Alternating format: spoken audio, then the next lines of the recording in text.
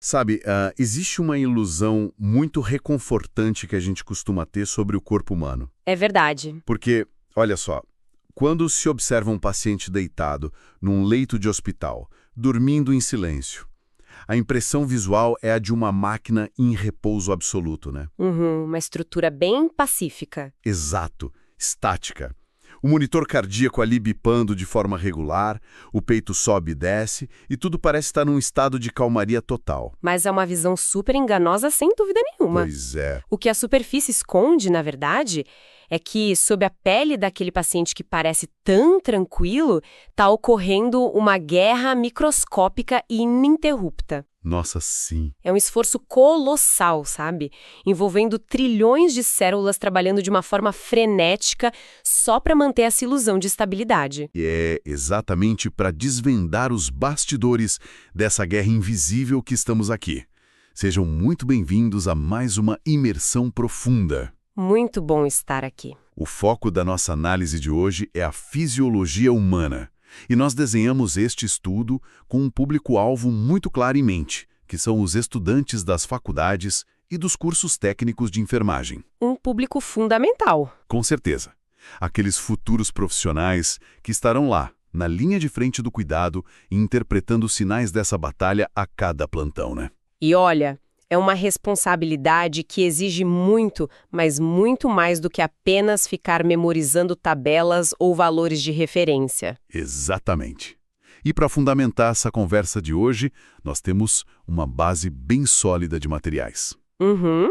Estamos extraindo informações de um livro universitário enorme, de referência em fisiologia médica, também cruzando esses dados com aulas em vídeo de especialistas clínicos. Bem denso. Muito. E integrando tudo isso com resumos práticos voltados diretamente para a rotina da enfermagem. O que ajuda muito na aplicação, né? Ajuda demais. Mas a nossa missão aqui passa longe de ficar lendo um índice de partes do corpo.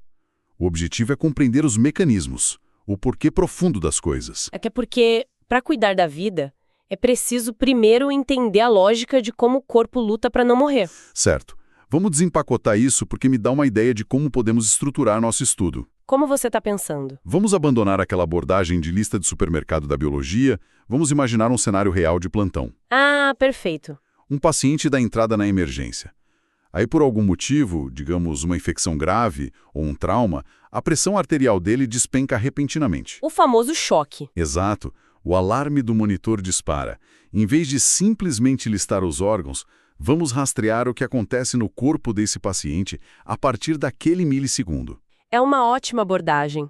E a melhor forma de entender essa lógica não é olhar para os sistemas de forma isolada, mas sim observar como eles reagem sob essa pressão. Perfeito. Mas antes do alarme soar, a gente precisa entender o estado normal que o corpo acabou de perder, certo? Com certeza. E as fontes iniciam justamente separando a anatomia da fisiologia, que é uma distinção crucial. Uhum. Se fôssemos usar uma analogia tecnológica, a anatomia seria o hardware do corpo humano. Onde estão os cabos, o tamanho do processador? Exato, o formato das peças, a forma sempre determina as limitações físicas de um sistema. O coração, por exemplo, tem válvulas e câmaras grossas de músculo porque precisa suportar pressão física. E a fisiologia, por outro lado, entra como software, né? Isso, é o código em execução. A rede de comunicação invisível que faz com que esse hardware tenha um propósito real. E o propósito único de todo esse software biológico se resume a uma palavra.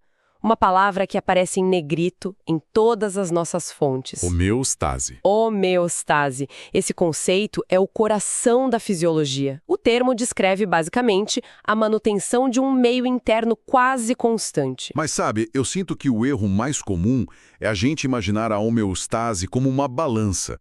Uma balança perfeitamente equilibrada e imóvel. Nossa, sim. É um erro super comum. Devo admitir que essa era a minha imagem mental. Uma balança zen, onde os dois lados pesam exatamente a mesma coisa e nada se move. E a realidade é muito mais violenta que isso. A homeostase não tem nada de imóvel. O fascinante aqui é que ela é tipo um equilibrista distante, caminhando sobre uma corda bamba bem no meio de um furacão. Caramba, no meio de um furacão? Sim, o vento, que representaria as mudanças de temperatura, a falta de comida, a perda de sangue. Esse vento está constantemente empurrando o equilibrista para o abismo. Nossa, faz muito sentido. Então o corpo precisa fazer microcorreções agressivas a cada segundo para não cair. Entendi. A glicose sobe após uma refeição, o corpo empurra de volta para baixo. A temperatura cai no frio, o corpo gera tremores violentos para aquecer. É uma briga constante. E a ferramenta principal que o corpo usa para dar esses empurrões corretivos, pelo que as fontes indicam, é o mecanismo de feedback negativo. Perfeitamente. Os materiais detalham muito isso lá no nível celular, mencionando a famosa bomba de sódio e potássio. Ah, o pesadelo de muitos estudantes de biologia. Total. É um conceito que assombra o pessoal, mas a mecânica por trás, quando a gente desempacota, é fascinante. Vamos desconstruir essa bomba, então, porque ela ilustra esse feedback negativo perfeitamente. Vamos imaginar a membrana de uma célula nervosa. Certo. Dentro dela, no estado normal, há muito potássio. E fora dela, há muito sódio. É a ordem natural das coisas ali. Exato. Mas quando a célula dispara um sinal elétrico, as comportas se abrem e o sódio invade o interior da célula, enquanto o potássio foge para o exterior. Ou seja, a ordem química é totalmente destruída numa fração de segundo. Literalmente. E se a célula não fizer nada, se ela ficar daquele jeito, ela morre ou simplesmente perde a capacidade de disparar qualquer outro sinal. E é aí que a bomba entra em cena, né? É aí mesmo. Pelo que eu entendi do material, dá para pensar nela quase como um segurança de boate. Como assim? Um segurança extremamente rigoroso que está ali trabalhando contra a vontade da multidão. Olha, essa é uma excelente forma de visualizar. A bomba de sódio e potássio é uma proteína incrustada ali na membrana que gasta ativamente a energia da célula, o tal do ATP. Ela cansa, né? Muito. Ela literalmente agarra 3 íons de sódio que invadiram a célula e os arremessa de volta para fora. A força. À força. E, em seguida, ela puxa 2 íons de potássio de volta para dentro. Ela faz esse trabalho pesado, sempre contra a correnteza natural da química. Para forçar o retorno daquele estado original. Exatamente. E o mais inteligente disso tudo, que me deixou impressionado, é que ela não precisa de um cérebro gritando "bombeia agora!". Não, de forma alguma. As fontes mostram que a bomba reage à própria concentração química ao redor dela. Se tem muito sódio dentro da célula, o segurança trabalha mais rápido. Se o nível normaliza, ele diminui o ritmo. E isso é o feedback negativo puro. A própria alteração gera a força que anula a alteração. É brilhante. E quando a gente transfere isso para a prática da enfermagem, nossa, a perspectiva muda completamente. Muda mesmo. Porque, pensa bem, quando os estudantes de enfermagem estiverem lá na beira do leito, aferindo a temperatura de um paciente, e o termômetro marcar, digamos, 36,5. Um número normal. Eles não estão apenas anotando um número burocrático num prontuário. De jeito nenhum. Eles estão documentando que, naquele exato momento, bilhões de bombas celulares e mecanismos de feedback negativo estão vencendo a luta. Estão mantendo o equilibrista na corda bamba. Isso. O sinal vital que eles medem por fora é só a tradução macroscópica desse sucesso microscópico gigantesco. O que nos leva, inevitavelmente, de volta ao nosso cenário inicial. O paciente na emergência. Exato. A pressão arterial despencou. O vento no furacão acabou de ficar muito mais forte. E o equilibrista está prestes a cair de vez. E aí o feedback local de uma única célula não vai resolver um choque sistêmico desse tamanho, certo? De jeito nenhum. O corpo agora precisa de uma coordenação em massa. Precisa de generais enviando ordens claras para os batalhões inteiros. E é aqui que entram os grandes reguladores corporais, o sistema nervoso e o sistema endócrino. Os chefões. Isso. Se a pressão caiu, o sistema nervoso é o primeiro a gritar. E o material ressalta muito a velocidade absurda desse sistema. Ele é a internet de fibra ótica do corpo. Usa impulsos elétricos, né? Impulsos e neurotransmissores que viajam em frações de milissegundo. O que acontece é que os barorreceptores, lá nos vasos sanguíneos, percebem a queda de pressão. Que são tipo sensores de pressão. Exato. E eles disparam um e-mail de emergência instantâneo direto para o cérebro. E o cérebro recebe isso e surta. Surta. Ele dispara comandos nervosos imediatos para o coração bater mais rápido e para os vasos sanguíneos se contraírem. Tudo para tentar espremer o sangue que restou e aumentar a pressão artificialmente. Isso. E o louco é que tudo isso acontece antes mesmo que o paciente tenha tempo de piscar o olho. Mas olha, isso me levanta um questionamento crítico. Manda. Se o sistema nervoso é tão espetacular, sabe, tão rápido e eficiente, por que o corpo se daria o trabalho de evoluir um segundo sistema de controle inteiro, o sistema endócrino, que é infinitamente mais lento? Parece ineficiente, né? Parece uma redundância total. Mas não é redundância, é uma questão de sustentabilidade. Como assim? O sistema nervoso gasta muita energia. Os efeitos dele são instantâneos, sim, mas são muito fugazes. É impossível manter os nervos disparando em alerta máximo indefinidamente sem causar um dano severo aos tecidos. O corpo fritaria. Basicamente.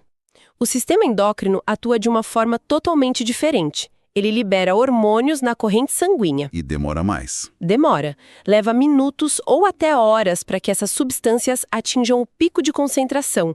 Mas, uma vez lá, o efeito pode durar dias. Faz sentido. O sistema nervoso evita o desastre imediato, tira a pessoa do trilho do trem, mas é o sistema endócrino que assume o controle a longo prazo para estabilizar a crise. É o trabalho de base. Mas tem um detalhe mecânico sobre os hormônios que eu achei curioso. Os livros tradicionais costumam explicar com aquela velha analogia de uma chave encontrando uma fechadura. Um clássico dos livros didáticos. Pois é, só que eu sempre achei essa imagem um pouco parada demais, estática demais para algo que está fluindo feito um rio no sangue. E você tem razão. A analogia da chave e fechadura tem lá suas limitações. Uma forma mais precisa e eu diria até mais poética de imaginar o sistema endócrino é pensar numa torre de rádio. Uma torre de rádio? Isso, uma torre transmitindo um sinal de emergência fortíssimo. As ondas de rádio banham a cidade inteira, atravessam todas as paredes, ruas, casas. Tá, e o hormônio seria essa onda de rádio? Exato. O hormônio, quando é despejado no sangue, ele banha o corpo inteiro. Da ponta do dedão do pé até o cérebro. Mas aí, a música só vai tocar nos aparelhos de som que estiverem sintonizados exatamente naquela frequência específica. Precisamente. As células do corpo são os aparelhos de som. E os receptores proteicos na superfície dessas células são as antenas. Genial. A insulina, a adrenalina, o cortisol, eles viajam por toda a parte, mas apenas as células que possuem a antena compatível com a frequência química daquele hormônio específico é que vão reagir e alterar seu comportamento interno. Nossa, isso conecta perfeitamente com as anotações práticas para a rotina da enfermagem. Como você vê essa conexão no plantão? Vamos pensar nos pacientes diabéticos. O pâncreas deles perdeu a capacidade de transmitir essa frequência da insulina ou, em alguns casos, as antenas das células estão quebradas, né? Exato, o sinal não entra. Aí quando a equipe de enfermagem vai lá, realiza o teste de glicemia, fura o dedinho e depois administra insulina sintética. O que eles estão fazendo de verdade é atuar como uma glândula endócrina manual. Olha, essa é uma visão maravilhosa. Eles estão literalmente injetando o sinal de rádio de volta no sistema para forçar as células a abrirem as portas para a glicose. A enfermagem assume o controle manual da homeostase endócrina. É uma intervenção que salva vidas diariamente. Mas, voltando ao nosso cenário do paciente em choque, lá na emergência. Verdade, a pressão dele ainda está caindo. Pois é, o sistema nervoso já soou o alarme, o sistema endócrino já começou a inundar o sangue com adrenalina para manter as artérias bem contraídas. Tá tudo gritando. Os controladores deram a ordem, as células precisam de mais recursos urgentemente para sobreviver a esse caos. Mas, como sabemos, ordens não movem oxigênio sozinhas. Não mesmo. Uma coisa é o general ordenar o envio de suprimentos. Outra coisa é ter a infraestrutura logística de caminhões e estradas para entregar tudo. Exato. E isso nos empurra diretamente para a força de trabalho pesada do corpo humano. O sistema respiratório e o sistema cardiovascular. Os carregadores de piano. Certo. E as fontes trazem uma virada de roteiro gigantesca aqui, que eu acho que vai surpreender muitos dos futuros profissionais que estão nos ouvindo. Qual parte te chamou mais atenção? A mecânica do porquê nós respiramos. Ah, o gatilho respiratório. Sim. O senso comum absoluto diz que o corpo implora por oxigênio. Se o nosso paciente está com a pressão baixa e em crise, a gente imagina logo que o cérebro entra em pânico porque o oxigênio está acabando e força ele a inspirar ar. É o que todo mundo pensa. Mas os livros de fisiologia detalham que isso é praticamente um mito. O oxigênio é o grande objetivo da respiração, claro. Mas o gatilho inicial que nos obriga a inspirar, aquela agonia, não é a falta dele. E qual é o gatilho? É a presença de lixo. Essa é uma das mecânicas mais elegantes e cruciais de toda a biologia humana. Como funciona exatamente? O verdadeiro vilão imediato para o centro respiratório lá no cérebro é o gás carbônico, o famoso CO2. Porque, veja bem, quando as células trabalham e queimam energia, elas produzem CO2 como resíduo. E como esse resíduo invisível gera tanto pânico no cérebro a ponto de fazer a gente arfar? Pelo que li, é uma questão de acidez, não é? É puramente química. Funciona assim. Quando o CO2 entra na corrente sanguínea, ele interage com a água do plasma. Essa mistura forma imediatamente um composto chamado ácido carbônico. Só que esse ácido não é estável. Ele se dissocia super rápido, liberando íons de hidrogênio livres no sangue. E o hidrogênio solto é o que gera a acidez. Exato. O resultado final é que o acúmulo de gás carbônico torna o sangue literalmente mais ácido. Então, o pH do sangue cai. Sim, despenca. E lá no tronco cerebral, na região do bulbo, nós temos quimiorreceptores que são extremamente, mas extremamente sensíveis a essa queda de pH. A essa acidez toda. Isso. Eles não estão olhando para o nível de oxigênio primariamente. Quando eles sentem o sangue e o líquido cefalorraquidiano ficando ácidos, eles disparam um alarme brutal e imediato para o diafragma. Dizendo, contraia agora e jogue esse ácido para fora. Literalmente isso. Nossa, é por isso que quando a gente tenta prender a respiração, sabe? A gente sente aquela queimação agoniante no peito. Queima mesmo. Não é o corpo sufocando por falta de ar naquele primeiro momento. É o corpo sendo corroído pelo próprio ácido carbônico. Ele está exigindo a ventilação para expelir o CO2 na forma de gás para aliviar o ácido. Se conectarmos isso ao quadro geral da enfermagem, a visão da ventilação mecânica e do suporte de oxigênio ganha outra dimensão. Com certeza. Quando o enfermeiro ou a enfermeira instala uma ventilação não invasiva ou vai lá e monitora a gasometria arterial do nosso paciente em choque, o foco não é só injetar oxigênio, é controlar o nível de acidez do sangue, através dessa lavagem, dessa ventilação do CO2. É a manutenção do equilíbrio ácido-base acontecendo na prática. E uma vez que o oxigênio finalmente cruza os alvéolos pulmonares e o CO2 é expelido, o sangue oxigenado precisa ser movido. A logística entra na sua segunda fase. Cardiovascular. E o coração do nosso paciente em choque está lá, trabalhando de forma heróica para tentar dar conta. E de forma independente, em grande parte, né? O famoso automatismo cardíaco. É uma característica que o material destaca bastante.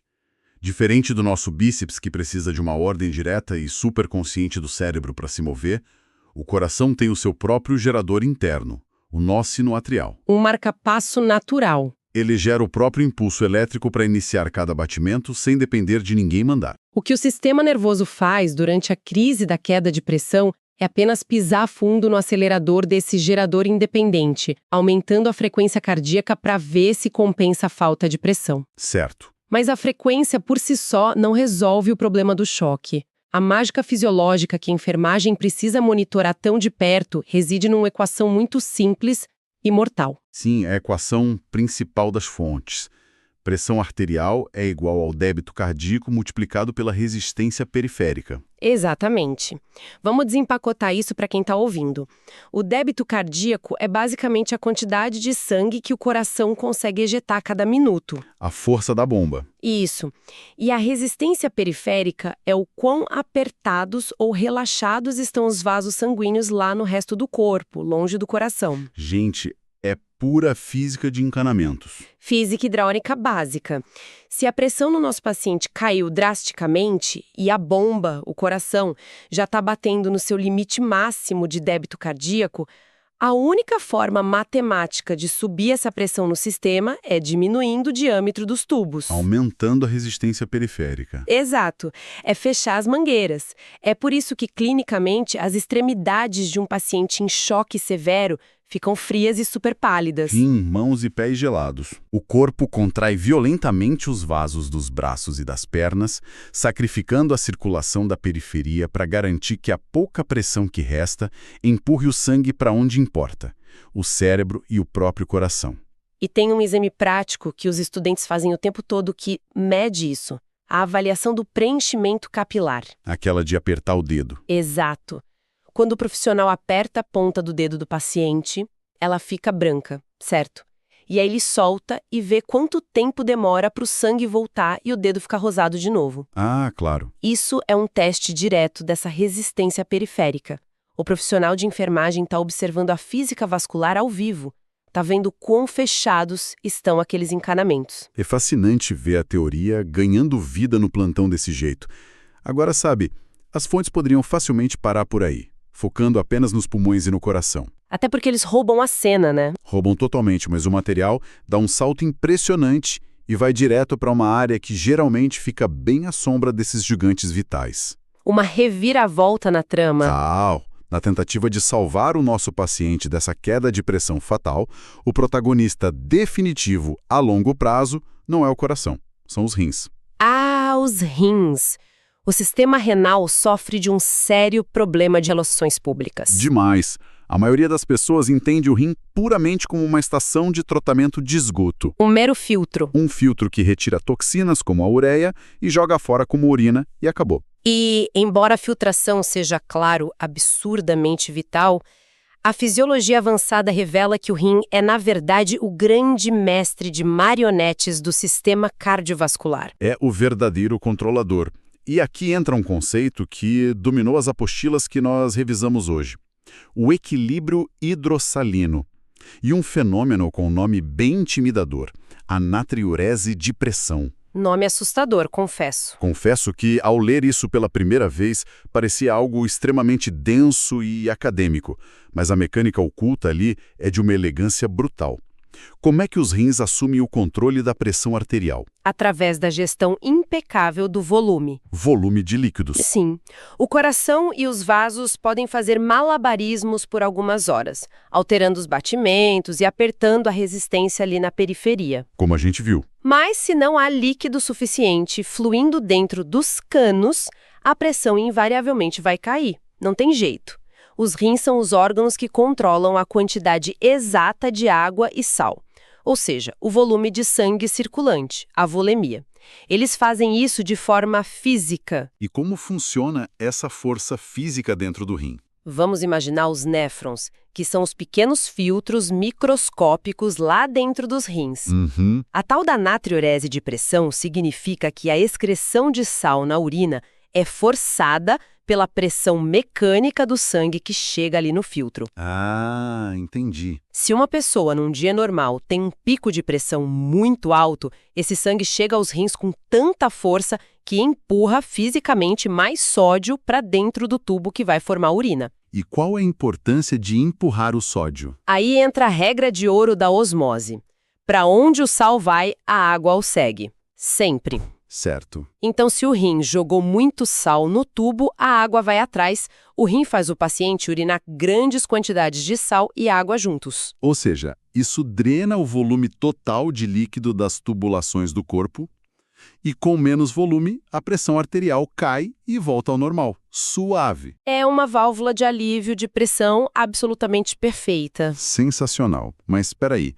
No caso do nosso paciente da emergência, o cenário é o extremo oposto. Exato, ele está perdendo pressão. A pressão despencou.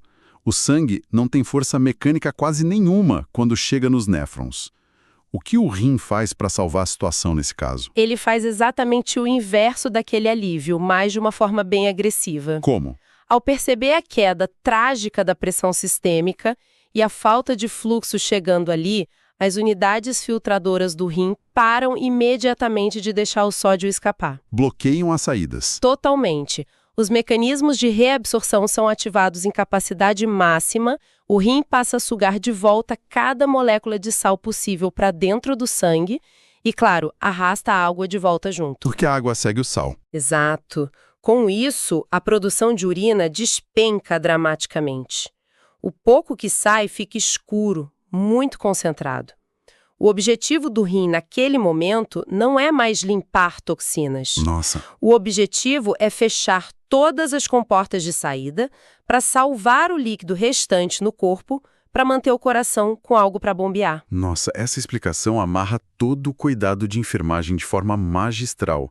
É por isso que lá na unidade de terapia intensiva, a equipe é tão obsessiva com o balanço hídrico. É essencial. Medir mililitro por mililitro o volume de urina na sonda vesical de um paciente não é uma simples questão de limpeza ou de esvaziar uma bolsa. Longe disso. Se um paciente com infecção grave passa horas sem urinar, ou se o volume cai de uma hora para outra, a equipe sabe instantaneamente que os rins daquele paciente entraram em modo de sobrevivência extremo. A volemia está crítica. A pressão está baixa.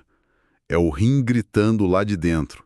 Não temos volume suficiente, fechem as saídas. É a interpretação clínica do sofrimento celular silencioso, sabe?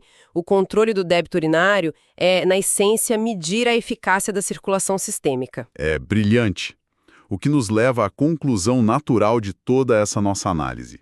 Então, afinal, o que todo esse conhecimento técnico gigantesco significa na prática, para os futuros profissionais que mergulham fundo nessas apostilas? O que você acha que significa? Significa entender que o corpo humano possui um idioma próprio. Ele definitivamente não fala o nosso idioma. Com certeza não. Ele se comunica em ritmos cardíacos acelerados, em variações de milímetros de mercúrio na pressão, em níveis de acidez medidos no sangue arterial e, como a gente acabou de ver, em volumes reduzidos de urina. Cada alteração dessas, cada mudancinha num sinal vital, é, no fundo, o corpo relatando falhas naquele mecanismo de feedback negativo. É o corpo pedindo ajuda externa para tentar restaurar a homeostase que o vento do furacão levou. Perfeito. E cabe ao profissional de enfermagem dominar essa gramática fisiológica, para ser o tradutor imediato, na beira do leito, desse pedido de ajuda. É uma perspectiva que, para mim, transforma completamente o peso e a beleza da profissão. E pensa nessa complexidade espetacular de respostas e adaptações que nós mapeamos hoje, sabe, da aceleração do coração, a retenção severa nos rins. Surge uma reflexão bem importante que não está lá explícita nos textos clássicos, mas que algumas pesquisas mais recentes começam a sugerir e que vale a pena pensar. O que seria? Bom, nós vimos o tempo todo que os sistemas nervoso e endócrino calibram o estado normal do corpo em resposta a ameaças graves, certo? Certo? Mas o que acontece com a fisiologia quando o alarme nunca é desligado? Como assim, nunca desligado? Imagina um paciente enfrentando o ambiente profundamente estressante e solitário de uma internação prolongada. No hospital, com dor contínua, máquinas apitando. Biometria sendo checada a cada hora. O sono sendo constantemente interrompido a noite inteira. É uma tortura para o corpo. A carga de estresse crônico sobre o cérebro nesse cenário é imensa. Então a grande questão é: até que ponto esse estresse psicológico e ambiental contínuo pode forçar o sistema biológico a simplesmente abandonar a homeostase original Caramba. e reescrever uma normalidade do zero? Sim. Reescrever uma nova normalidade química, alterando os ritmos inflamatórios e até imunológicos lá no nível celular. É a biologia respondendo fisicamente ao ambiente emocional. Exato. Fica esse questionamento profundo para quem nos ouve. Ao tratar o hardware da anatomia e monitorar incansavelmente o software da fisiologia. Qual é o impacto invisível da empatia, do acolhimento e da redução ativa do estresse no ambiente hospitalar, sobre a capacidade real do paciente de se curar? Nossa, o cuidado mental talvez seja o regulador fisiológico mais subestimado de todos, no fim das contas. Com toda certeza. Uma provocação excelente para encerrarmos o estudo de hoje. A anatomia revela onde estão as peças. A fisiologia detalha a batalha microscópica diária. Mas é a visão integrada, atenta e humana do profissional que garante que o corpo continue vencendo a luta para se manter vivo. É o diferencial que salva vidas. Agradecemos demais a todos que acompanharam essa jornada detalhada pelos mecanismos internos do corpo humano com a gente. Continuem mergulhando fundo no conhecimento, observem com cuidado os sinais que os corpos ao redor estão enviando e até o nosso próximo estudo profundo. Até a próxima, pessoal!